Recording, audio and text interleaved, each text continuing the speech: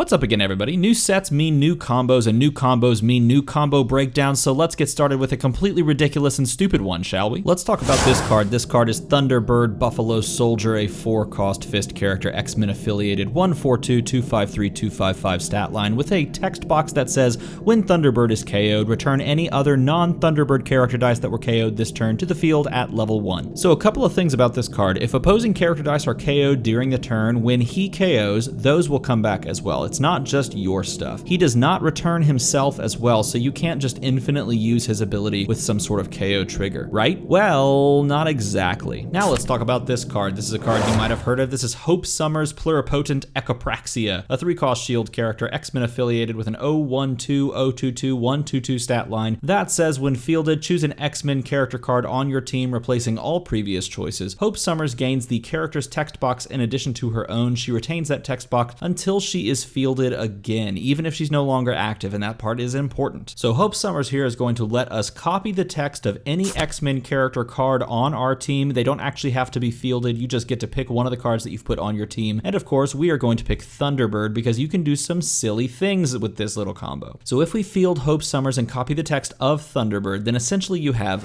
this. And yes, she does replace Thunderbird's name in the card text with her own, as per the guide on copying from the WizKids Rules Forum. So with all of that understood, if we have Thunderbird and Hope Summers who has copied Thunderbird in the field, we can KO Thunderbird, then KO Hope Summers, and return Thunderbird to the field. Then KO Thunderbird again and return Hope Summers to the field. And yes, before you ask or wonder, this is technically like a legal infinite loop. It's not really infinite, but you can make it sort of infinite-esque. And it's legal because you choose to trigger the KO each time rather than it firing off for free after just one proc of some ability and it going forever and ever and ever. So this is not hit by the infinite rule of 3 that the Rules Forum put down pretty recently. Okay, so that's all well and good, but what is the point? Well, I don't know. As of right now, it's just a fun trick. So let's change that. First of all, how do we KO each of these? Well, I was thinking that we just use Fabricate. Fabricate is an ability that allows you to KO X number of character dice with a total purchase cost of X in order to buy a golem from the D&D set for free. There are 3 golems that are modern legal, so we're just gonna throw all 3 of them with max dice on the team. Why? Well, because they're free as long as we buy these 2 characters first. What does that mean so far? Well, if we buy Thunderbird on turn 1 going second, Hope on turn 2, and Resurrect to put both of those in the bag, then roll them both and field them with the other energy in the turn 3 roll, copy Thunderbird's text with Hope's ability, then we can KO them both out using Fabricate, as all of the golems have either Fabricate 2-4 or Fabricate 2-5. Pause for a moment to say that that means that you KO 2 characters totaling up to 4 or 5 or more in total purchase cost to buy a golem die, and then both of those when KO'd effects enter the queue. So with the Thunderbird and the Hope Summers when KO'd effect entering the queue, you get to pick which you trigger first, and so you trigger one of them first and move one of those dice back to level 1. Let's say we trigger Hope's when KO'd effect. She would go and grab the Thunderbird die that you KO'd and put him back in the field at level 1. Then you resolve the other effect, in this case the Thunderbird effect. And yes, that is in the queue. Just because he goes back to the field doesn't mean that effect just disappears. You still resolve it. So Thunderbird's when KO'd effect would move Hope back to the field at level 1. And wouldn't you know it, now that they're both back in the field, we can just Fabricate them out again and get another golem for free and do that same process again, pulling them both out back into the field thanks to the other one's effect. We can keep doing this until we've purchased 12 golems on turn 3, essentially for free. What do you do with 12 character dice whose stat lines average around a 5/5?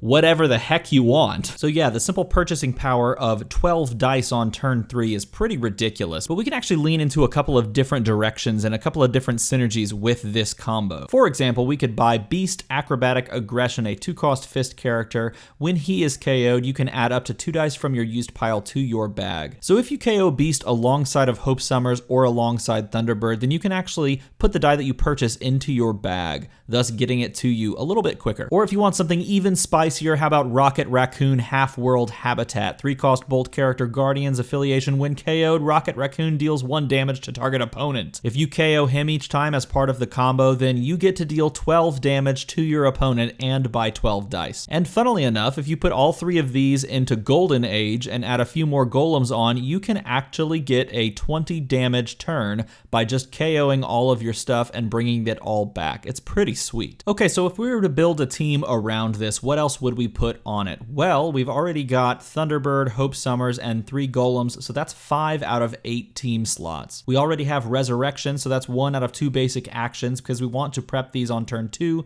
so that we can roll them both on turn 3. So if we include like Rocket Raccoon, for example, we're left with 2 team slots and 1 basic action slot. We're gonna probably want some form of removal, so rather than just throwing Shriek on there, let's get interesting and play Mimic, Flying, Blasting, and Slashing. He's the 4 cost that allows you to, when fielding him, roll him and an opposing character die, and if both of them or either of them come up on an energy face, both of them get KO'd, and if both of them somehow come up on a character face, then Mimic stays in the field and the opposing character die is KO'd. So this is a great way to remove some control piece that's giving you problems on the board. Plus, you could even copy Hope Summers with Mimic and then field Hope Summers as extra forms of removal. It does kill your combo. You have to field another Hope Summers and copy Thunderbird again, but after you've purchased both of those things and done the full 12 dice buy, you can actually just field Hope Summers and copy Mimic with it and have a bunch more removal options. The 8th slot is really up to you. I threw on Atlantis, City, and Stronghold because Thunderbird is a fist and Hope Summers is a shield,